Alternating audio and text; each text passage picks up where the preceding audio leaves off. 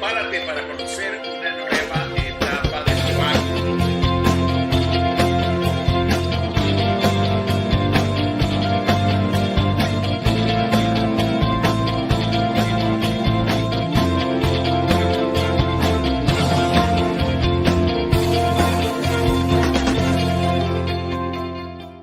Prepárate para conocer una nueva etapa de Proactive. Bienvenidos a Proactívate. Es hora de proactivarse, de poder disfrutar a través de nuestro distinguido invitado su trayectoria profesional, su experiencia, sus casos de estudio y sus vivencias que han permitido construir la persona exitosa que es hoy. Así que gracias a todos por estar conectados con Proactívate. Les recordamos que estamos transmitiendo también por Facebook Live y por LinkedIn y que puedan disfrutar de esta entrevista en nuestro canal de YouTube Proactívate Oficial con Francisco Duarte a partir de esta misma tarde. Gracias a todos entonces nuevamente por estar conectados. Quiero también recordarles suscribirse a nuestras redes que están publicadas en el chat de esta entrevista y poder dejar sus comentarios también acerca de esta maravillosa entrevista. También les anuncio que vamos a estar desarrollando esta entrevista de una manera estructurada y que vamos a poder abarcar tres grandes aspectos. El primero, vinculado al tema que nos une en esta convocatoria. El segundo, a la práctica profesional y gerencial del invitado. Y la tercera parte, vinculado a, digamos, el aspecto, si se quiere, personal, de cercanía humana con relación a nuestro invitado el día de hoy. Y yo me siento sumamente orgulloso de esta entrevista porque pues el invitado es una persona con una destacada, yo diría destacadísima experiencia profesional y gerencial. Él es Alejandro Valenzuela, es presidente y CEO del Banco Azteca, que es uno de los principales bancos en México, y bueno, nos ha concedido el privilegio, gracias a un amigo en común como es Adrián Cotén, de poder estar hoy en día acá con nosotros, reunidos en este espacio y poderle indagar con Alejandro bueno, sus mejores prácticas y mejores experiencias. El tema que nos convoca, como dije, pues es el tema de la importancia de la retención del cliente. Y por ahí vamos a comenzar. Bueno, bienvenido Alejandro Valenzuela a este espacio de Proactívate. Dejo el micrófono de tu parte para que puedas saludar a nuestra videoaudiencia. Muchas gracias, Francisco. Muchas gracias a toda la audiencia de Proactívate. Muy honrado de estar con ustedes el día de hoy y pues espero que te pasemos un momento interesante y podamos aprender todos de esta entrevista. Pues obviamente que lo que buscamos es compartir las experiencias. Así es, gracias Alejandro, excelente. Alejandro, ¿cuáles son esas principales estrategias utilizadas para poder retener a los clientes? La realidad es que ha habido una enorme evolución gracias a la tecnología para poder conocer mejor lo que es el cliente. La realidad es que hoy en día con todos los datos que podemos obtener de cada uno de nosotros, pues nos permite conocer mucho mejor nuestro comportamiento, nos permite anticipar lo que puedan ser las necesidades futuras y de alguna manera ir generando una relación mucho más personal. Pero la naturaleza humana pues no ha cambiado, que yo sepa. A todos nos gusta que nos traten bien, a todos nos gusta que nos den el valor agregado correcto, a todos nos gusta saber que cuando tenemos un producto, un servicio de alguien, esto va a tener el valor por el que estamos pagando al menos, o el valor va a ser mayor al que estamos en un momento dado pagando por ese bien o por ese servicio. Y la realidad es de que, bueno, pues es mucho más fácil perder un cliente que volverlo a seducir y que regrese con uno si uno lo atiende mal. Cuando uno da un precio alto, bueno, pues el cliente puede decir, bueno, estaba caro, pero al final del día el valor que me dieron fue correcto. Pero si uno atiende mal al cliente, ese cliente no va a regresar nunca. Pues de entrada, saber que con la naturaleza de los individuos, la naturaleza humana, hay que estar siempre en el juego de esa psicología y saber que cualquier empresa no debe buscar transaccionar, debe buscar relacionarse con el cliente. Como banquero, pues eso no me queda de otra, porque cuando damos un crédito, el crédito tiene una vida, pues muchas veces, si es una hipoteca, puede ir de hasta 30 años, ¿verdad? Y si estamos pensando que es una transacción, pues estamos haciendo mal el trabajo. Es una relación y es una relación que va a tener sus buenas y sus bajas. Me comentabas que con Bárbara llevas 40 y tantos años casado, pues son 40 años de muchas cosas muy hermosas y de tiempos difíciles que están manejando todos los días y uno está trabajando en esa relación permanentemente. Pues lo mismo sucede con un crédito. El crédito hay que estarlo trabajando. Las empresas o los individuos tienen momentos y rachas que son muy buenas y tienen momentos que son muy difíciles. Y la realidad es que el preservar esa relación en esos ciclos es lo que hace una buena retención del cliente. Y me parece que el banquero tiene que trabajar mucho en eso. Claro, y fíjate que dentro de todo esto que planteas, Alejandro, que me parece fundamental, tenemos el cómo la experiencia del cliente es un factor fundamental. ¿Qué me pudieras comentar tú acerca de cómo se mejora la experiencia del cliente con, en este caso, con un banco y particularmente con el Banco Azteca? ¿Qué estrategias utilizan ustedes para mejorar esa experiencia del cliente? Bueno, primero yo diría con mucha humildad aprendemos todos los días. O sea, manejamos una cantidad de clientes muy importantes el día de hoy. Banco Azteca ha sido, yo creo que, sin temor a subrayarlo, el banco que más ha bancarizado a individuos en México.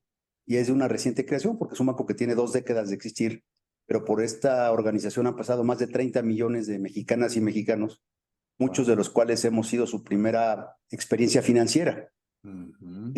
Ciertamente el banco del 2002 es muy distinto al banco del 2023, pero la tecnología ha sido fundamental. ¿Por qué? Porque primero, pues para poder identificar un cliente, así como suene de burdo, fuimos el primer banco en México en usar la huella digital para poder saber quién es quién. Algunos dirían, oye, pero ¿por qué la huella digital y por qué no un documento, una firma? Bueno, primero, tristemente, en un país como en México todavía no tenemos un carnet de identidad nacional. Pues lo mejor que tenemos es el carnet electoral, pero no todo el mundo lo tiene. Entonces, la mejor forma de identificar a un individuo era con su huella. Hoy en día, pues obviamente, hablar de huellas es como ir al Museo de Antropología en la Ciudad de México, ya es algo anticuado, y uno está usando todo lo que son los faciales, o el iris, o la voz, o temas que permiten conocer mejor al cliente, pero ahí comienza uno justamente entendiendo al cliente. Ya el cliente no es un número, ya el cliente no es simplemente alguien que se presenta, ya cada quien tiene, gracias a los datos, ya sé perfectamente quién es quién, se le puede dar una bienvenida muy distinta en el momento que se presenta con nosotros y lo identificamos, podemos entender cuáles han sido sus necesidades y lo que le llaman en inglés, inmediatamente tener la noción de lo que es el next best offer, o sea, cuál va a ser la siguiente propuesta que le puede hacer sentido a ese individuo. Y en eso, pues obviamente estamos trabajando todo el tiempo. Y también cuando no hacerle una oferta porque simplemente no la necesita. Es muy incómodo, como ustedes lo saben perfectamente, también para alguien que viene a hacer una cosa y forzosamente alguien le quiere empujar otra cosa. Así es. Claro. Y creo que también ahí tenemos un enorme aprendizaje, que los datos, la ciencia de la inteligencia artificial y todo lo que está pasando hoy en día con la revolución digital, pues nos permiten también saber cuándo sí, cuándo no. Y es algo que estamos trabajando todos los días. No, es como dirían también en inglés, y perdón por los anglicismos, es un work in progress. Seguimos buscando mejorarnos todos los días y sabemos que estas herramientas nos van a permitir estar a la altura de los desafíos, porque además no somos los únicos, todo el mundo está haciendo el mismo esfuerzo. Es una competencia permanente. Entonces, si no lo hacemos nosotros, alguien lo va a hacer también o mejor, y ese cliente no va a regresar con nosotros.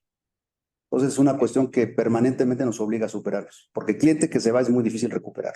Así es. Y fíjate que te escucho y me surge esta siguiente pregunta.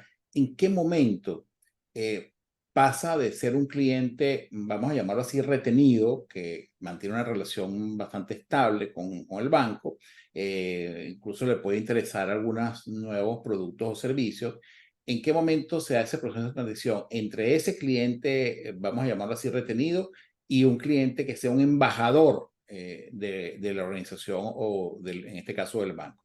Bueno, eso ya es pasar a lograr encantarlo, ¿no? O sea, si el cliente, como Besos lo comenta muchas veces, ¿no? Si uno puede encantar al cliente y realmente seducirlo, pues automáticamente se vuelve un embajador, porque no hay mejor mercadotecnia o promoción que la que cada individuo hace por el servicio que recibe o el producto que recibe de una empresa. Entonces, la mercadotecnia, pues uno la puede escuchar por muchos canales, pero que ustedes me recomienden algo a mí, pues seguramente fueron seducidos por ese producto, les genera un cierto valor y yo lo voy a escuchar de una manera muy distinta a que si fuera simplemente un tema publicitario. Entonces, no hay mejor que un embajador que está convencido que ese producto para esa persona es lo que responde a sus necesidades. Pero llegar ahí toma tiempo y es como un matrimonio. No es simplemente un tema transaccional, hay que estar ahí y también en las buenas y en las malas, porque siempre hablamos del happy path. O sea, ¿qué pasa cuando las cosas salen bien? Pues para eso estamos todos perfectamente acostumbrados. La problemática real es cuando por alguna cuestión sale un happy path y cómo respondemos a esa realidad, porque pues es parte también de los ciclos. Y esa capacidad de generar de un happy path una buena solución, una solución que construye, que demuestra claramente que la empresa lo que está buscando es mantener esos puentes de la relación con el cliente bien estructurados y mantenidos, pues hace toda la diferencia. Porque nuevamente, regreso al matrimonio, pues hay días muy felices, hay días en los cuales pues las cosas se ponen tensas y la capacidad de crear algo más a partir de esas tensiones es lo que hace que alguien realmente se vuelva un fan, un embajador de la propuesta de valor que se le está presentando en el tiempo. Pero con la mente siempre también de que, como también seguramente les sucede a ustedes todos los días, a mí me sucede, pues uno se levanta a volverse a ganar la relación con la persona que uno ama para volvérsela a ganar, porque no porque me la gané ayer la voy a ganar hoy. Así es, así es. Y hay que salir todos los días a construirla. Y creo que con esa mentalidad se logra justamente el que uno esté contento, uno esté motivado y cuando se refiere a uno a su pareja o a la persona que uno quiere, pues uno siempre va a hablar lo mejor posible porque uno lo trae en el corazón. Claro. Y tal cual como tú decías, Alejandro, hay ciertos elementos que, pues, cuando las cosas van bien y todo funciona bien, maravilloso. Pues los procesos y en general las relaciones fluyen de una manera positiva. Pero justamente, ¿qué pasa o cuáles son esas señales de alerta temprana que me pueden indicar que la relación con un cliente no está siendo la mejor y que está causando un rechazo por parte del cliente? ¿Cuáles son algunas de esas señales tempranas que tú puedes identificar?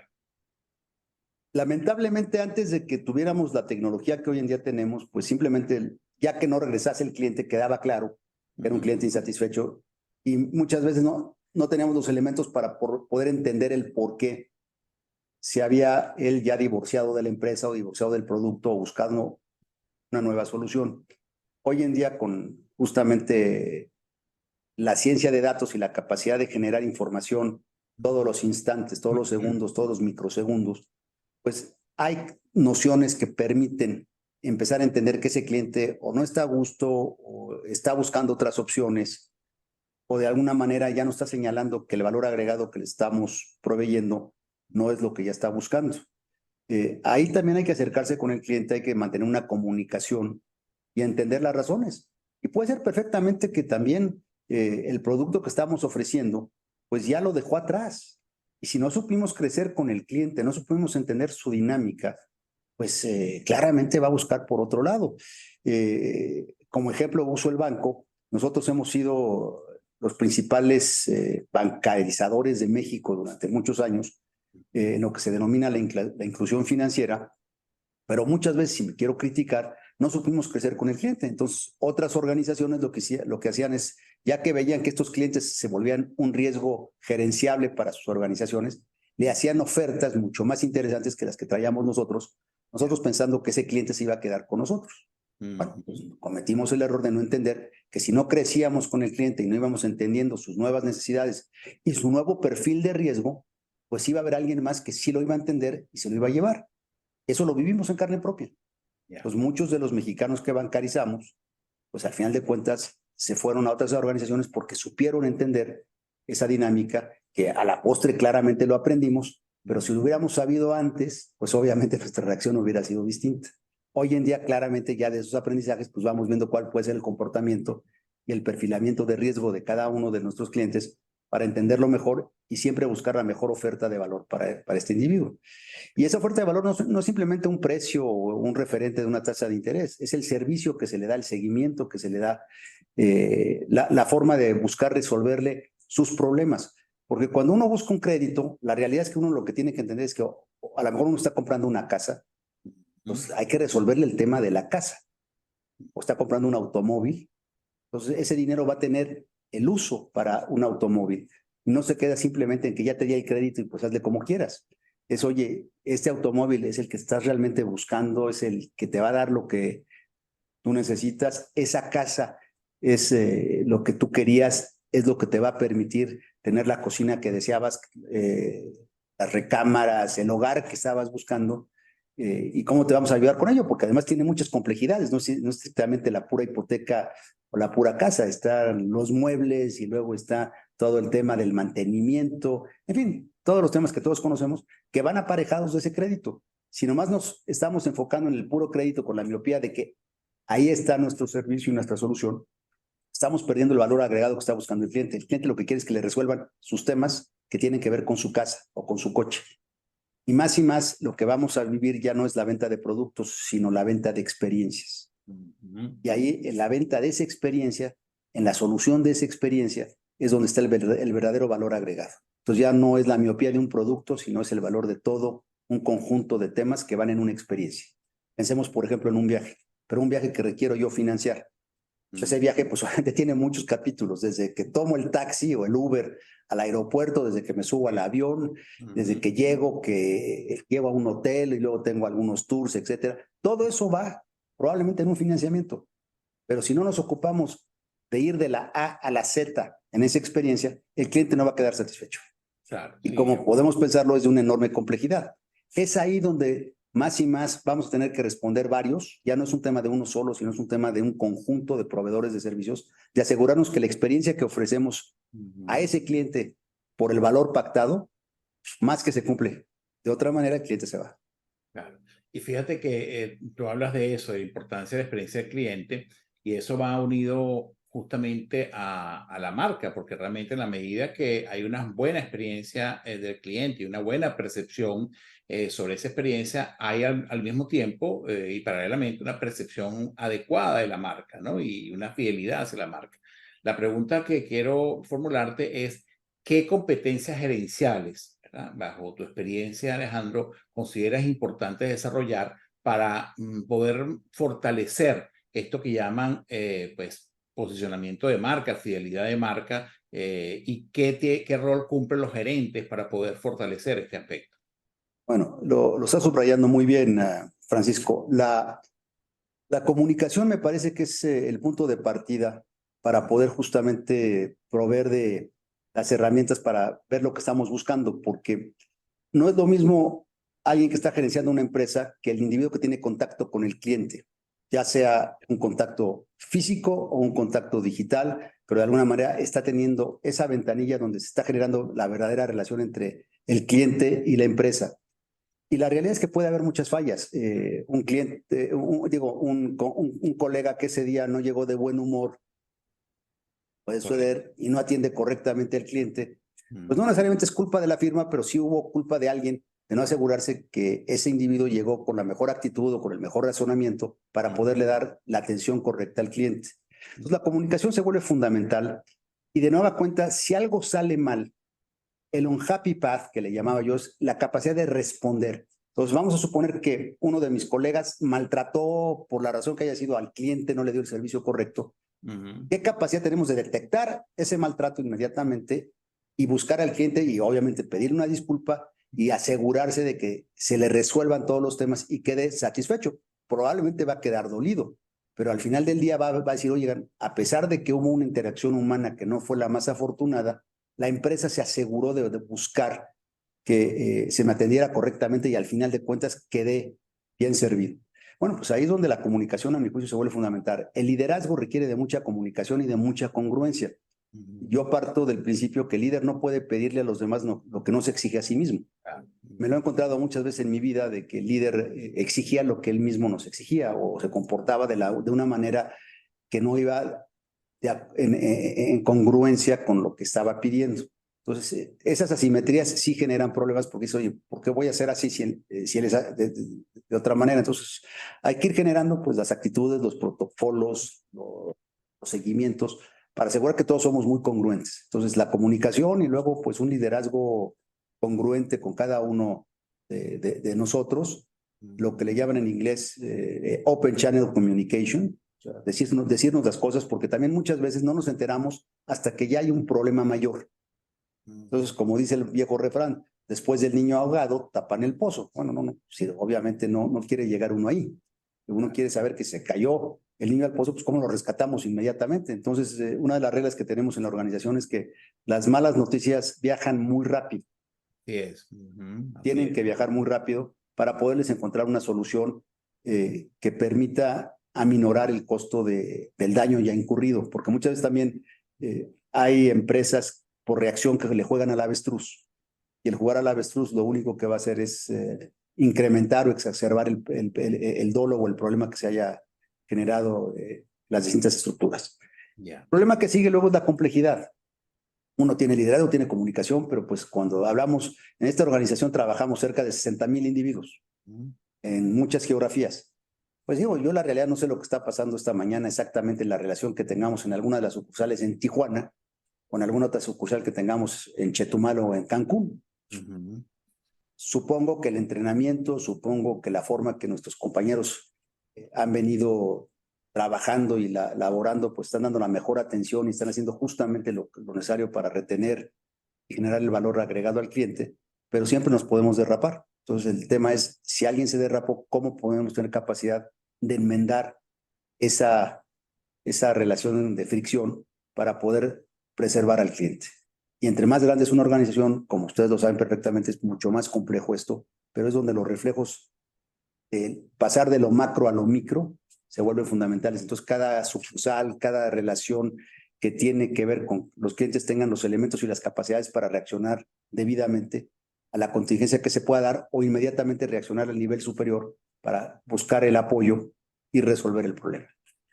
Ya. Y fíjense que te escucho, Alejandro, y quiero pedirle a la audiencia que tome en cuenta todas estas sugerencias y recomendaciones y aportes que tú estás realizando, porque ustedes ven acá a Alejandro de manera natural y de manera espontánea, pero quiero decirles que detrás de eso está una persona altamente profesionalizada.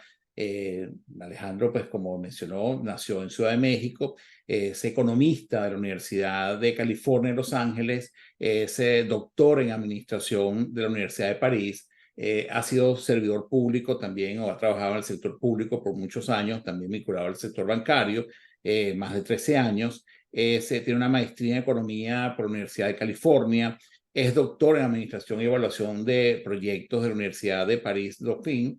Detrás de este personaje, digamos, está una trayectoria académica impecable y él de una manera magistral nos presenta estos tips y estas consideraciones para mejorar la retención del cliente, ¿no? Lo que quiero destacar es que el alto nivel profesional y el privilegio que representa para nosotros escuchar a una persona tan bien formada y con tanto respaldo profesional, ¿no? Como es Alejandro.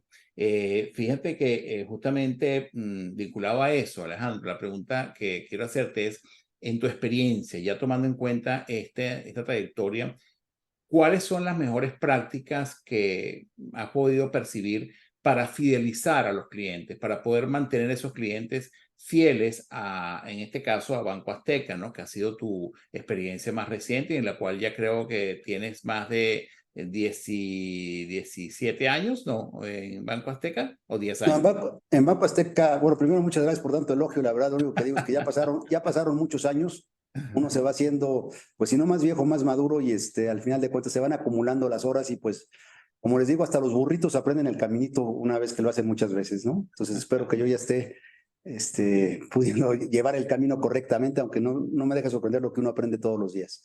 Sí, En Banco Azteca llevo prácticamente una década, 9 años. Y con anterioridad estuve 11 años en Banorte. Entonces, como banquero sí ya estoy cumpliendo 20 años de conocer la banca, Francisco. Me preguntabas al final, perdón, es que me perdí un Sí, poquito. no, la pregunta es, ¿qué, o qué mejores prácticas para fidelizar a los clientes o para, ¿verdad? Quiero establecer esa relación entre primero retener al cliente y después fidelizarlo, llevarlo a ese non plus ultra que significa ser un embajador. ¿Qué mejores prácticas han podido ustedes implementar o que conoces a lo largo de tu trayectoria profesional en el sector bancario? Mira, muchos hablan luego de cuestiones muy sofisticadas, pero yo creo que si uno nos vamos al tema más humano, el generar confianza y credibilidad, las dos palabras, Okay. confianza y credibilidad, al final del día es lo que te permite obtener una relación en la cual las cosas van a fluir. Entonces, de entrada, si logras con quien tengas enfrente ir generando confianza y credibilidad en lo que estás ofreciendo, pues eso va a embonar en ir generando un círculo virtuoso en donde lo que ofrezcas, pues de alguna forma lleva la garantía o lleva el conocimiento que tú le estás poniendo en la mesa al cliente. Entonces el cliente va a ver el producto, pero además, si te cree y sabe que puede confiar en ti, las cosas van a ser muy distintas. Y la confianza normalmente también se genera cuando algo sale mal. Vendí un automóvil y ese automóvil de repente por alguna razón no está funcionando correctamente. ¿Cuál va a ser mi reacción? Ya lo vendí y es tu problema o no. Oye, a ver, vamos a entender qué está pasando y voy a ver cómo lo soluciono. Entonces, nuevamente paso de una transacción a una relación y eso le va a generar confianza al cliente, le va a dar credibilidad. Ahí está, creo que el motor fundamental de cualquier relación humana, sea clientelar o de otra índole. Porque en el momento que yo confío y le creo a alguien, voy a poder navegar de otra manera. Y las empresas de alguna manera, porque también están llenas de individuos, aunque hoy en día estén ahí los robots y estén todos los temas de todos los canales que contestan a través de la inteligencia artificial y digital, siempre hay un humano a un humano. Y si tenemos la capacidad de crear ese vínculo permanentemente, va a haber una relación de largo plazo. Y si alguien lo rompe, se acabó. Y va a ser muy difícil tener la oportunidad de una segunda vuelta. Y si estamos pensando que al cliente lo podemos engañar, maltratar y a ver que seguramente regresará, pues probablemente pasaba en algunos lugares donde los monopolistas, había un monopolio y no te quedaba de otra. Pasa muchas veces en los países todavía de regímenes centralistas, que pues digo, le compras a alguien o no tienes el producto, pues ahí como dirían en México te friegas, ¿no?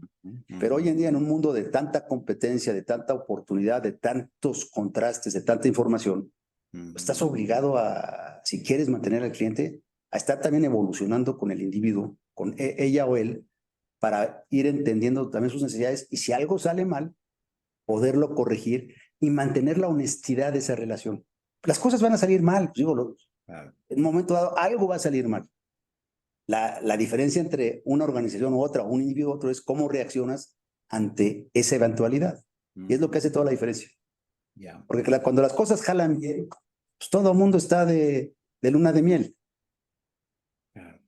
¿Cuáles son los tres principales errores, en tu opinión, Alejandro, que cometen las empresas a la hora de la retención del cliente o cuando se pierde un cliente? ¿Cuáles son esos tres principales errores? Primero, muchas veces a mi juicio es buscar ofrecer algo que no cumple con lo que estás comunicando. Okay. Un ejemplo visual que tengo. Hay una línea aérea que te está diciendo que hay nuevos asientos en los aviones, que están preciosos y divinos. Te subes al primer avión de esa línea aérea y los asientos son más viejos que los que tenía tu abuelita en su casa. Sí. Entonces, oye, a ver, espérame, me están vendiendo una imagen que no es, pues ya de entrada vas a estar molesto. Te están diciendo algo que no es. Así es. Entonces, el tema entre lo que comunicas y lo que ofreces, pues tiene que ser uno. Correcto, ¿no? Y me hace mucho sentido eso que acabas de decir, porque justamente viví esa experiencia de una línea aérea que prometía un asiento más cómodo que el de la clase que inicialmente pues habíamos comprado. Pagamos la diferencia para poder tener un asiento más cómodo y resulta que cuando nos sentamos era prácticamente el otro asiento que era de la clase, digamos, económica, ¿no? O del otro tipo, pues, ¿no? ¿Cómo te sentiste? A mí cuando me pasó lo mismo que a ustedes, le pregunté a a los individuos posteriormente que estaba pasando. Me dice, no se preocupe, es que este avión lo vamos a cambiar en 3 años. Dije, caramba. Ya me están cobrando lo de 3 años, pero y me están vendiendo la imagen de 3 años. Sí. No, terrible, terrible. Claro. Creo que entonces decir, pues a ver si nos vemos en 3 años, ¿no? Así es. O sea, que el primero un error es promesa de la marca, pues no O sea, cumple, estás prometiendo lo que no estás dando. Luego también el tema de la soberbia de la marca. Hay veces que somos soberbios, que en lugar de tratar de entender las cosas, es decir, no, es que así lo damos y lo tomas o lo dejas. Y no tratar de entender, bueno, pues cuál es la necesidad de cada cliente, porque antiguamente hablábamos a segmentos o hablábamos mucho más a ciertos grupos de individuos. Hoy en día, gracias a la tecnología de nueva cuenta, ya le estoy hablando a Francisco, ya le estoy hablando a Bárbara o a Marisela o a Silvia directamente y ya las entiendo o los entiendo. Entonces, ahí también el encontrar la frecuencia correcta es muy importante. ¿Cuándo debo buscarte y cuándo no? Es muy molesto importunar a alguien cuando no quieren saber de ti en ese momento. Tienen otras cosas en mente y tú llegas como mosquito y pum, vale, ¿no? Aquí estoy. Pues obviamente te van a rechazar, obviamente no van a querer estar contigo. Entender los momentos es muy importante. ¿Cuándo sí, cuándo no? Entiendo que muchas veces estamos presionados de lograr nuestros objetivos numéricos, de lograr el presupuesto, de lograr la contribución que nos habíamos, y pues estamos ahí detrás de todo. Pero el saber dónde y cuándo es lo que te va a generar la diferencia entre una foto y una película. La foto a lo mejor te sale razonable, pero la película te va a salir mal. Y muchas veces la foto no es la mejor de todas, pero estás trabajando para una película que te va a salir muy bien. Esa es la diferencia en narración. Entonces, el tema de la soberbia puede ser algo que sea muy lastimoso tanto en lo individual como en la actitud de la empresa hacia los temas que tiene que enfrentar. Ya. Y otra que también es muy recurrente, ¿no? Es el negar las cosas, ¿no? Es que simplemente no, el cliente no está entendiendo lo que queremos ofrecer. Así es, sí. Muy típico, claro. Y son temas muy humanos. O sea, de nueva cuenta, yo estoy convencido, entre más veterano me vuelvo, que no tienes que necesariamente tener todos los estudios que debas tener. Hay muchos temas simplemente de naturaleza humana, de entendimiento, de psicología, la más básica que uno debe aprender en edades tempranas, simplemente de entender al individuo que uno tiene enfrente. Y si vamos entendiendo que los millones de individuos que podamos tener de clientes se van contando de uno en uno, y cada uno de ellos va requiriendo cuestiones probablemente similares, pero también distintas, y vamos buscando darles respuesta a sus necesidades en sus particularidades, vamos a generar una buena relación. Y si algo sale mal nuevamente, y perdón por insistir en ello, entender la forma de resolver el tema, porque sí, siempre va a haber algo que no te salga como tú pensabas que te iba a salir. Claro. ¿Vas a dar la cara o te vas a esconder? Así es. ¿Lo vas a negar? ¿Le vas a echar la culpa al cliente de que apretó el botón equivocado? Sí es. Sí es. O que no era de 220 voltios, sino era de 110, la licuadora, ¿no? Correcto. Y la voló. Bueno, temas de explicarle, de ayudarlo, de entenderlo. Y eso también genera costos. Pero si esos costos al final del día son bien gerenciados, los beneficios van a ser mucho mayores a esos costos. Y por ende, la empresa o el que lleva la relación con el cliente va a avanzar. Sí, y es tan importante eso que planteas, porque fíjate que cuando se crea Proactive, ya Proactive cumplimos este año 30 años de creación de la empresa, ¿no? Wow. Estamos celebrando nuestro 30º aniversario. Y cuando fundamos a Proactive, justamente el motivo principal, o uno de los motivos principales, era rescatar el principio de proactividad en los procesos de aprendizaje y transformación organizacional. Y tiene que ver mucho con esto que planteas. Es decir, el principio de proactividad dejó de ser un principio como de anticiparse, que es comúnmente lo que muchas veces se entiende un ser proactivo es aquel que se anticipa. Y bueno, parcialmente es así, pero más que anticiparse es asumir mi responsabilidad o entender o tener conciencia de cuál es mi responsabilidad en esto que está sucediendo. Y eso es una de las cosas más desafiantes que puede haber a nivel de los procesos de entrenamiento para que todos entendamos que siempre en el resultado de una determinada acción tenemos una responsabilidad en ese resultado, ¿no? Entonces, cuando justamente hablamos de estos temas, tiene que ver con que, bueno, justamente la proactividad es un factor fundamental, ¿no? Y al mismo tiempo, el no tenerla es una de las causas más prominentes de rechazo del cliente, ¿no? Y de no retenerlo. Sin Así que, duda. bueno, sí. Adelante, No, adelante, sí, Alejandro. no digo sin duda. Es como, digo, el símil que estás dando, obviamente, el ser proactivo es absolutamente lo opuesto del ser reactivo. El que ya es reactivo está en la defensiva, el que está siendo proactivo está en la ofensiva. Es un poco el símil con la medicina, ¿no? No es lo mismo la medicina preventiva que la medicina post enfermedad que tenga alguna secuela y alguna consecuencia. El poder anticipar las cosas es fundamental. Y ahí sí, para que veas el entrenamiento, como tú lo comentas en Actívate o cualquier entrenamiento que le dé al individuo, esa capacidad y ese reflejo, es lo que lo va a llevar a actuar correctamente en el tiempo. Porque esas Así. cosas también necesariamente se aprenden. O sea, de alguna forma escuchándote, el gran activo que tiene cualquier individuo es de aprender. Los errores vamos a cometer todos los días, somos humanos. Es nuestra capacidad de aprender, de corregir y de encauzar. Y obviamente, bueno, pues tener la capacidad de no cometer el mismo error dos veces, porque entonces a uno sí ya le pueden decir que es un sonso, ¿verdad? ¿Cómo se pueden ofrecer constantemente nuevas propuestas de valor? Tú mencionabas anteriormente eso mismo, que realmente la responsabilidad de la organización tiene que ser esa, innovar, poder ofrecer nuevas propuestas y sobre todo porque hay una competencia muy importante que nos rodea. ¿Cómo se produce ese proceso, Alejandro? Pues mira, identificando, hablabas del proceso.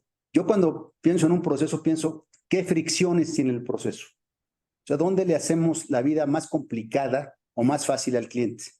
Okay. ¿Habrá procesos que están justificados o son procesos simplemente que alguna burocracia o algún tema legaloide o alguna cuestión que alguien impuso sin entender realmente la dinámica? Mucho del trabajo que uno hace en estas torres de control que son las direcciones es estar entendiendo si estamos generando fricciones innecesarias en nuestra relación con los clientes. Hoy en día, pues obviamente la inmediatez se ha vuelto un tema fundamental, pero por ejemplo, no es lo mismo la inmediatez cuando vas a comprar a la panadería y que el pan esté fresco y esté bueno, que una inmediatez cuando vas a resolver un crédito de un automóvil o un crédito hipotecario. Pues la inmediatez es compleja porque la transacción per se, la relación que va a haber entre la compra de un bien perecedero y de un bien que se vas a financiar a 20, 30 años, tiene complejidades muy distintas. Pero el camino que emprendas con el cliente, la proactividad que tengas de explicarle lo que se va a encontrar para poder lograr ese objetivo, ya le vas dando un mapa que va a entender que va a haber, y va a haber momentos que van a ser complejos, cuando tengas que pasar por la gente de riesgos y que te quieran saber exactamente pues cuánto estás ganando, cuánto debes, etcétera. Pues son temas que muchas veces a todo el mundo nos incomoda, pero si no tienen esos elementos, pues no te van a poder dar el crédito. Pero si te anticipo que es parte del proceso, y tú ya entiendes el por qué, o sea, la razón lógica de esto, pues vas a decir, bueno, pues si quiero mi crédito tengo que pasar por ahí y se acabó la historia. Pero si te voy sorprendiendo con cosas que no te dibujé de alguna manera mentalmente y las tienes que confrontar, pues no vas a estar a gusto con el proceso y en el momento vas a decir, ¿sabes qué? Me olvido de la hipoteca, sigo rentando a volar. Claro. En un mundo cada vez más digital, en este mundo que también te describíamos, cómo mantener y cómo no eliminar totalmente el aspecto humano, cómo fomentar ese elemento, cómo combinar esos dos mundos, el mundo digital personal con la cercanía al cliente y la humanidad. Es un tema de la mayor complejidad, Francisco. Yo lo que trato de pensar siempre, ahora que tengo la oportunidad de tenerlos a todos ustedes en una vista digital, es que estoy tratando con individuos de carne, hueso y alma.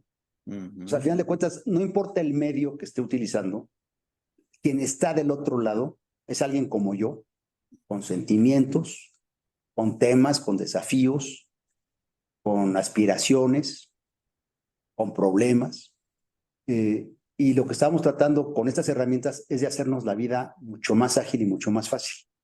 Pero no podemos olvidar que por más sofisticado que sea esa tecnología, en la relación del otro lado va a haber siempre un individuo con sus aspiraciones y sus necesidades. Si nos olvidamos de esa parte, pues ya no estamos aprovechando toda la maravillosa que es la tecnología en podernos permitir hacer tantas cosas hoy en día. Entonces yo me Excelente. obligo a pensar que hay un ser humano detrás de todo lo que estemos haciendo, como yo, y tratando de resolver los temas que tenga que resolver, y es ahí donde puedo hacer la diferencia. Que le estoy generando valor si lo hago bien, y si no lo hago bien le estoy incurriendo un costo. Así es. Y fíjate que hablando de este tema de calidad humana, primero quiero reconocer que la calidad humana no se decreta, la calidad humana se construye. Y voy a ponerte nuevamente como ejemplo porque el equipo que ha estado coordinando con nosotros esta entrevista, me permito felicitarte, Alejandro, porque son personas con que transmite una calidad humana, digamos, excelente. Me refiero al caso de Ajax y me refiero al caso de Gabriela García, ¿verdad? Es decir, ese modelaje de tu calidad humana se transmite en tus colaboradores más cercanos y inmediatamente pues nos damos cuenta de que es así, ¿no? Entonces, quiero felicitarte por tener ese equipo y por modelar ese elemento de calidad humana. También quiero decirles a nuestra audiencia que este personaje que lo vemos, digamos, con tanta relevancia y con tanta experiencia, bueno, también tiene esos elementos de carácter humano. Por ejemplo, le gusta jugar golf, altamente familiar, según realmente le apasiona la aeronáutica y la aviación, disfruta de esa convivencia y además le gustan los gatos, que es un elemento particular también, ¿no? De saber que Alejandro pues, es admirador de los gatos. Mi esposo y yo pues admiramos los perros porque era, digamos, como nuestra mascota inicial, ¿no? Pero realmente eso es lo que nos da ciertas características. Y cuando veíamos videos de perros y también videos de gatos, decimos, oye, quien tiene una mascota o quien le gusta una mascota, también de alguna manera demuestra ciertas conductas de, vamos a llamarlo así, de cuidado, de poder tener esa percepción humana de lo que significa un animal. Pues ayer en la noche estábamos con Bárbara y yo viendo unas fotos de nuestra hija, Valera Sofía, cuando tenía, si acaso, 2 años, ¿no? Y nos asombrábamos unas vacaciones que estuvimos en las montañas y había un perro de estos que llaman perros labrador, muy grande, muy hermoso.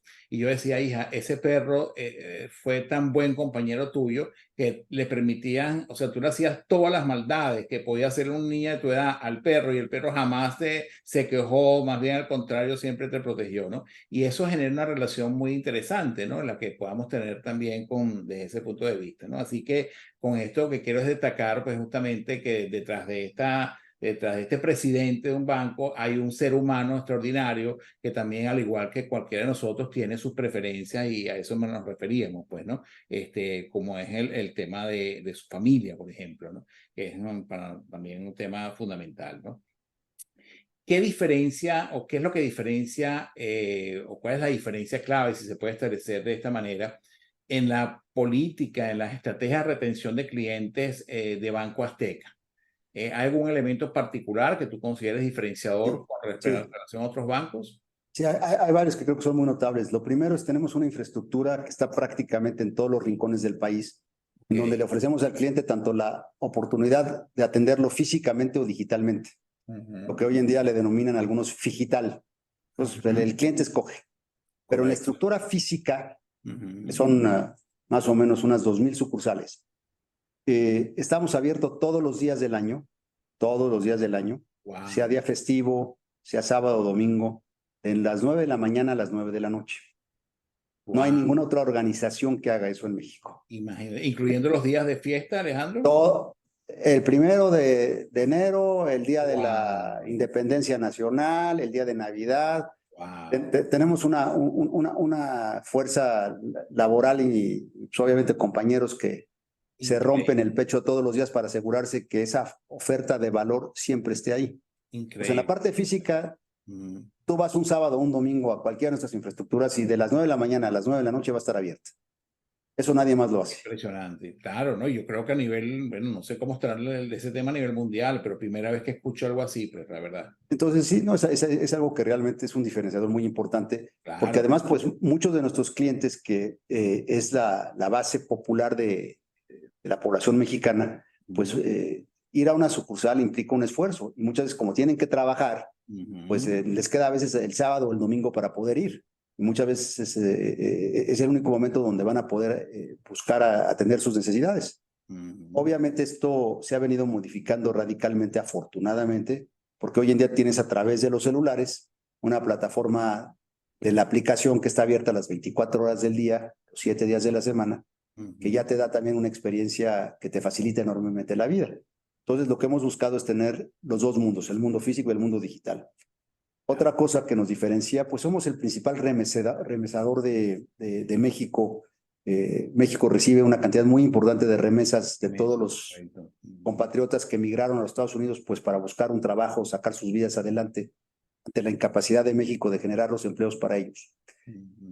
Muchas veces migraron con parte de su familia, pero no con toda su familia. Y México está recibiendo, por ejemplo, este año, pues alrededor de 61, 62 mil millones de dólares. Wow. O sea, cuando uno piensa cuál es el producto más importante o más relevante de la exportación de México, es su propia gente que emigró a los Estados Unidos y está mandándole recursos a sus familiares para apoyarlos en sus distintas necesidades. Nosotros más o menos canalizamos el 50% de ese monto. Por este banco más o menos van a pasar 30 mil millones de dólares de esas remesas. Pues eso también, ¿por qué lo hacen a través de nosotros? Porque estamos abiertos todos los días, porque también nuestra red lo hace de manera muy sencilla, muy ágil. Saben que pueden confiar perfectamente en nosotros y muchos de ellos llevan años trabajando con nosotros. Ahí hay un tema de retención. Eso también es un gran diferenciador de este banco. La otra cuestión es que nosotros no nos hemos caracterizado por cobrar comisiones. O sea, la gente puede abrir una cuenta de depósito con $1. Wow. Y eso pues le ha dado acceso a los 30 millones de mexicanos que mencionaba yo al inicio de nuestra conversación, a hacer su primera experiencia formal de banca en este país. Sí. Entonces, eso lo logramos hacer y de nueva cuenta, pues donde nos faltó más conocimiento de campo es saber cuándo el cliente se graduaba ya de su nivel de riesgo y merecía otra oferta crediticia. Claro. Que los demás bancos la estaban esperando y nosotros no supimos entenderla en tiempo y forma, porque también cuando te hablo de 30 millones de individuos, pues la tecnología hace 20 años no era la misma que tenemos hoy en día. Entonces hoy en día sí tenemos ya capacidad de entender muchas cosas que en ese entonces, si bien las entendíamos de manera reactiva, no de manera proactiva, como tú lo mencionas. Ya. Sí, sin duda. Y ese tema yo estuve leyendo pues todos los avances que ustedes han tenido en términos de bancarización de la población mexicana y la verdad es que es encomiable, ¿no? Ese esfuerzo y la bancarización es un dinamizador absoluto de la economía, ¿no? Entonces siento que ese tema de acercarse a estas poblaciones pues lejanas, con menores recursos y poderle ofrecer una bancarización adecuada y como dices tú, pues permanente en términos de horario, etcétera, bueno, un valor agregado fundamental, pues, ¿no? Sumamente importante. Y ahí viene un tema también que ustedes también van a entender que es fundamental. El sistema educativo en muchos de nuestros países no le enseña a la gente a manejar su dinero. Así es. No le enseña a entender lo que es el dinero, lo que es un crédito, lo que es un depósito, lo que es un seguro, lo que puede ser distintas formas de la intermediación, el sistema de pagos. Nosotros le hemos invertido muchísimos recursos y tiempo a educar, a capacitar, a que las mexicanas y los mexicanos entiendan y puedan racionalizar el sector financiero, desmitificarlo. La pregunta clásica, oye, si voy a tomar un crédito, ¿hasta dónde es prudente tomar ese crédito? Sí. ¿En qué momento, si voy por arriba de eso, me voy a meter en problemas? Si voy a tener un depósito, ¿a qué tengo derecho? Si ese depósito lo tengo a la vista, ¿qué implica? Si lo tengo a término, ¿qué implica? Todas estas nociones que van generando también una noción de confianza y de entendimiento en la comunicación. Decir, mira, este es el servicio y el valor agregado que te puedo dar, pero es importante que tú lo entiendas, es importante que te informes, de tal suerte que cuando acudas a nosotros o a alguien más, sepas de qué se trata esto. Porque también, tristemente, en algunas localidades, por los vicios políticos que han tenido nuestros países en el pasado, la gente recibía crédito pensando de que no tenían que pagarlo de regreso, ¿no? Exacto, imagínate. Claro, entonces el tema de educación los corrompían. Estaban buscando favores políticos con un donativo que además era recurso de todos los que pagamos impuestos y al final de cuentas iban creando una cultura del no pago.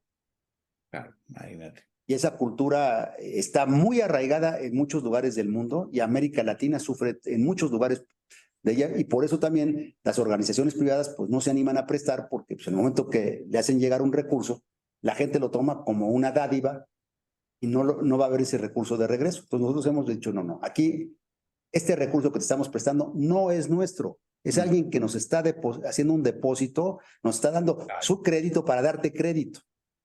Y esa parte, la educación financiera le hemos dedicado mucho tiempo y deseamos que la educación, hoy en día en México tristemente hay un debate muy fuerte con los libros de texto, que si están politizados, no están politizados.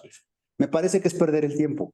Lo que tenemos que educarle a los muchachos son cosas que les den practicidad y Herramientas para la vida, capacidades, así es, herramientas claro, para salir adelante. Y me parece que una absolutamente. de las herramientas más importantes que te pueden dar en la vida, seas bolero o seas Sí, un director, vas a tener que aprender a manejar una T. así es, Entradas, salidas y tu capital. así es. Y si sabes manejar eso y luego una hoja de balance con tus entradas y tus salidas, que implica recursos, vas a ser una persona ordenada o una persona desordenada. Claro, así es, totalmente Eso de hay que acuerdo. enseñárselos a todos. Hagamos lo que hagamos en la vida. Muchos me decían, no, es que yo soy médico, a mí los números no me importan. Le digo, ¿qué? Entonces, Imagínate. ¿cuánto te paga el paciente? ¿Cuánto te cuesta la renta? ¿Cuánto te cuestan las enfermeras, Claro, los medicamentos? Si no te sale la ecuación, no te conviene ser médico. O a lo así mejor es, alguien te está quitando ese dinero y no te estás dando cuenta. así es, Entonces, en la tal cual. educación me parece que de los elementos más fundamentales que puede haber es enseñarle a los individuos a entender el manejo del recurso, el dinero. Así es, el dinero, exactamente. Y cómo pues todos estos autores que se han vuelto famosos, por ejemplo, por hablar de alguno de Robert Kiyosaki, por ejemplo, nos habla de eso, ¿no? De la importancia del dinero en términos de cómo el dinero es, aprendiendo educación financiera y aprendiendo cómo es el manejo del dinero, cómo justamente puede ser redituable, ¿no? En el tiempo y qué significa eso en términos concretos para el ahorro, etcétera, que es otro fundamental, un componente fundamental del desarrollo de los países, ¿no? La capacidad que podamos tener de ahorro también para reinvertir en lo que queramos hacer, ¿no? Entonces, es fundamental esa parte de educación financiera. Fíjate, Alejandro, en Proactic, pues hemos desarrollado en los últimos años tres grandes líneas de acción en términos de nuestros programas de entrenamiento. Esas tres líneas de acción son las siguientes: liderazgo todoterreno, experiencias de servicio y coaching organizacional. Esas son las tres grandes líneas y dentro de cada una de esas líneas de acción, pues tenemos distintos programas formativos, ¿no? que desarrollamos para las empresas a nivel nacional e internacional. Te pregunto, ¿qué es para ti, para Alejandro Valenzuela, un líder todoterreno?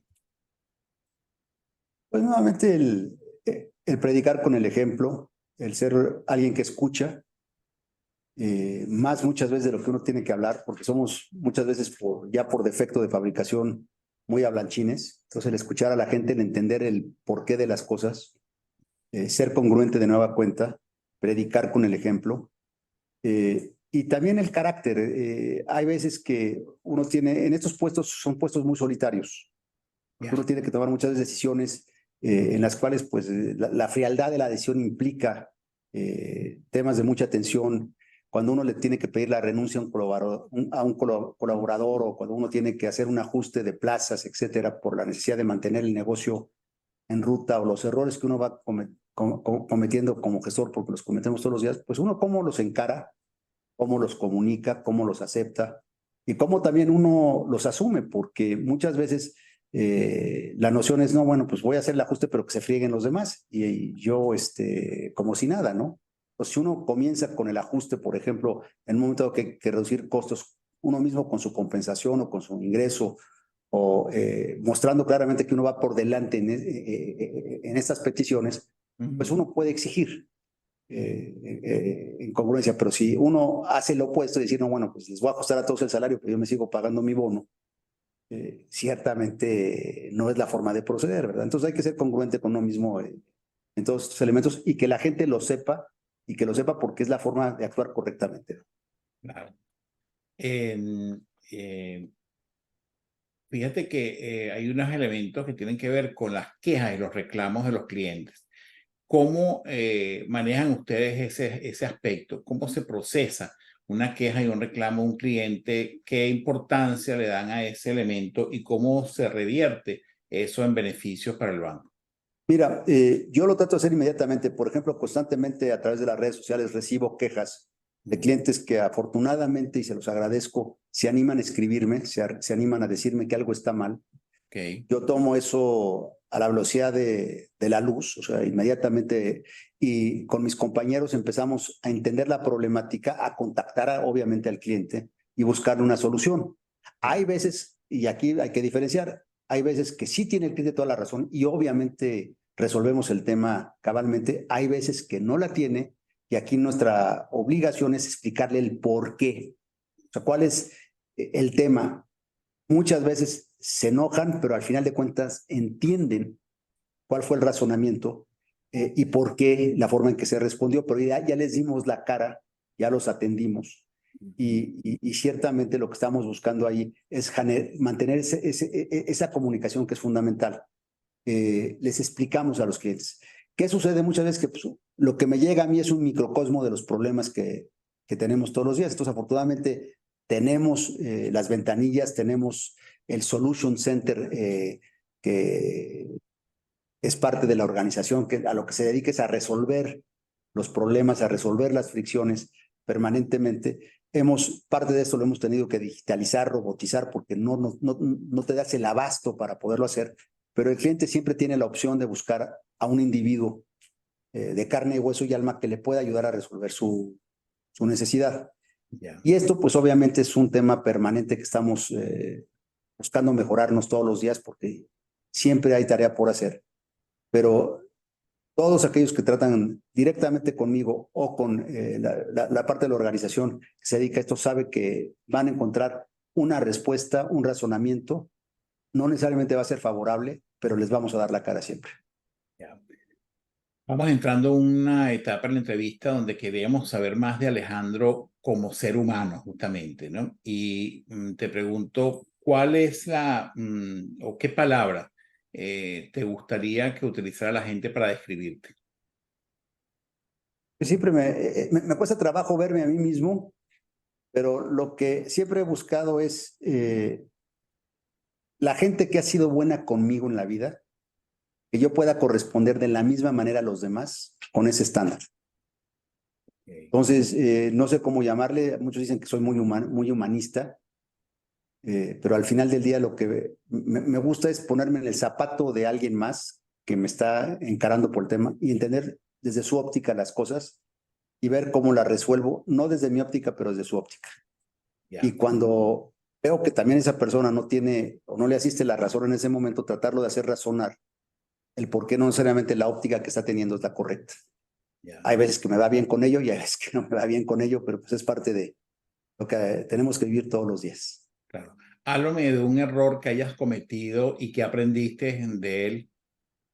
Yo creo que tengo ahí muchos, ¿no? O sea, depende de qué, Tienes una colección. de qué época de mi vida. No, pues digo, decisiones en un momento dado que con la información que tenía no fue la mejor decisión. Pues yo creo que ha habido varias, ¿no? Desde mi época como servidor público, tuve que encarar muchos temas cuando teníamos un problema de sobreendeudamiento. Y muchas veces, por ejemplo, el pensar, ahorita que está en boga, que podíamos tomar más deuda a cierto precio porque las tasas iban a incrementar. Uno hacía apuestas que estaban razonadas, obviamente, con todo el modelaje que implicaba, pero pues, a la hora de tomar la decisión fue equivocada. No debimos haber tomado esa deuda porque podíamos conseguir el dinero más barato posteriormente. Entonces, pues obviamente, cuando uno estaba, yo era director de deuda pública para México en ese momento, y mis decisiones no fueron, algunas decisiones no fueron las más afortunadas. Afortunadamente no fue tan costoso para el país, pero simplemente pues, lo pude haber hecho mejor, ¿verdad? Pues son temas que hice un chin, pues, sí fallé y pues, daré la cara por ello toda mi vida, o sea, no lo voy a negar. Como también tuve aciertos que le ahorraron mucho dinero al país. Yo creo que aquí, si estuviéramos jugando béisbol, el tema es el bateo, ¿no? Y el problema del bateo. Y creo que lo que tenemos que buscar como individuos es que cuando nos ponchan, pues aceptar que nos poncharon y ni modo aprender de eso. y cuando uno la pone en la base o uno saca un buen hit, pues también saber que uno puede hacerlo y que los buenos hits más que compensan las ponchadas de la vida. Claro. Pero sí aprender de ellas y hacerle a los demás aprenderla, ¿no? Claro, así es. ¿Qué tienes pendiente en tu vida? Seguir trabajando muy duro, motivándome a aprender todos los días. Creo que si me preguntas algo que me caracteriza es quiero aprender algo nuevo todos los días, ya sea la gestión del banco, o ya sea de historia, o ya sea de arte, o ya sea de la coyuntura, algún tema que me permita saber que como individuo me subí un peldañito más para poder entender la hermosidad de lo que es la vida y la complejidad de lo que es lo que obviamente gestionamos. Claro. Háblame de un hábito que hayas practicado para ser un gerente exitoso. Leo mucho y escucho mucho. Okay. Trato de, obviamente, informarme lo más que puedo y trato de escuchar distintas visiones. Y antes de pronunciarme en algo, quiero entender las perspectivas que puedan ser distintas para ver si con eso puedo tomar una mejor decisión. Bien. ¿Qué harías de manera diferente si tuvieras que comenzar de nuevo? Pues mira, como estudié economía, ya con tantos años de ver esto, hubiera estudiado también derecho. Hubiera sido también abogado, porque no hay tema económico que no esté relacionado con una ley o con un reglamento, con algún tema que tenga que ver con la regulación. Y muchas veces el economista nomás ve una parte de la ecuación y el abogado ve otra parte de la ecuación y no ven completamente el bosque, sino cada quien está en su árbol. Entonces, digamos, visto hacia atrás, hoy en día me metería en cualquiera de las carreras tecnológicas que te permiten entender el mundo digital, porque ciertamente ya cuando veo los cursos que yo tomé en Los Ángeles hace ya cerca de 40 años y veo los que están tomando hoy en día los jóvenes, esas de cuenta ir a Egipto a ver las pirámides y estar en la torre más moderna del mundo. Ha cambiado radicalmente lo que le están enseñando a los individuos. A mí me enseñaron a memorizar. Hoy en día los jóvenes están aprendiendo a entender. Entonces, ¿qué haría distinto? Es entender mejor y memorizar mucho mejor. Ya. ¿Cuál ha sido, si puedes identificarlo así, tu mayor logro? Si pudieras, de todos los que has tenido, pudieras calificar cuál ha sido tu mayor logro y cómo te sentiste al alcanzarlo. Es que yo sigo pensando que vas teniendo logros de distinta índole, ¿no? O sea, mi mayor logro es llegar hoy en día a la edad que tengo, 62 años, con salud. Que sé que las mañanas me pueda levantar con mucha energía y estar dando lo mejor de mí. Entonces, para mí es un gran logro, porque obviamente el estado de mi salud hoy en día depende de mucho de lo que sembré a lo largo de mi vida, en términos de disciplina, en términos de alimentación, en términos de deporte, en términos de estudio y de higiene mental, y no estaría aquí si no hubiera yo hecho eso. Entonces, para mí ya eso es un enorme logro, ¿no? Y obviamente aquí hay muchos temas de suerte y cuestiones que pues simplemente el destino las entiende. En el tema profesional, pues yo creo que cada época te va dando oportunidades que te deben llenar. Hoy en día el ser el director general de Banco Azteca me llena de orgullo, me llena de satisfacción y sobre todo de una enorme responsabilidad, porque no es tanto el tema de estar aquí, lo que a veces uno denomina como una torre de Babel, sino la enorme responsabilidad que implica que estas organizaciones se mantengan bien, continúen logrando sus objetivos, generemos valor agregado y con ello, pues obviamente todos los que trabajamos aquí tengamos una fuente de trabajo que nos permita crecer en la vida y lograr nuestros objetivos. Entonces, para mí hoy en día es una responsabilidad compartida, ¿no? Claro. Pero pues llegamos, si ves la película, pues cuando saqué mi primer título universitario estaba yo feliz, ¿no? Y sentía que ya había yo dominado el mundo, ¿no? Y cuando me dieron mi primer trabajo estaba yo feliz y sentía que ya dominaba el mundo. Y cuando me dieron mi primera promoción estaba yo feliz y dominaba. Cada época te va llevando. Y hoy en día a lo que aspiro es hacer el bien. O sea, que cuando alguien piense en mí, diga, este individuo hizo lo correcto, hizo el bien. Ahí me siento yo cómodo. ¿Cuál sería tu principal legado? Mi principal legado lo quiero todavía escribir. Muy bien, muy bien. Y tienes todas las oportunidades para hacerlo. Bueno, Alejandro, pues ya estamos finalizando esta entrevista. Yo quiero pedirle a mi audiencia que le demos un tremendo aplauso para este entrevistado de hoy en Gracias a ustedes. Proactívate. Gracias a Realmente ustedes. extraordinario, Alejandro, agradecido contigo por este privilegio y por este tiempo que nos has dedicado, y realmente agradecido contigo y con tu familia por estar acá con nosotros el día de hoy. Al Así que contrario, bueno, el agradecido, Francisco, soy yo con ustedes y la verdad los felicito. 30 años se dicen fácil de Proactívate, es una gran labor de todos ustedes. Ojalá y en el futuro tengamos el placer de conocernos personalmente, que es lo que a mí me sería más grato.